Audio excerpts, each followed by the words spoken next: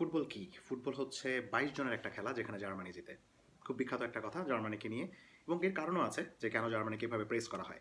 Football বিশ্বকাপের ইতিহাসে সবচেয়ে বেশিবার ফাইনাল খেলেছে জার্মানি। টোটাল ৮ বার।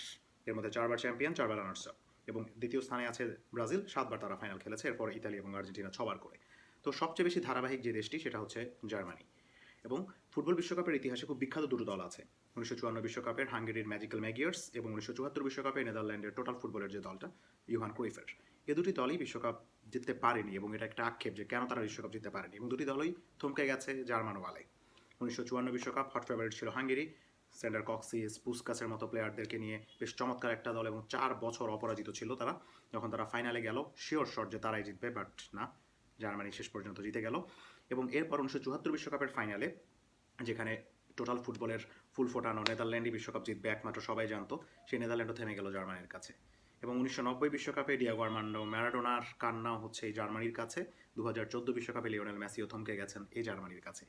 সো ফুটবল বিশ্বকাপের ইতিহাসে একটা জার্মান বুলডোজার, দে আর ডিফারেন্ট ক্লাস। টোটাল ৮ বার ফাইনাল খেলা একমাত্র দল এই জার্মানি।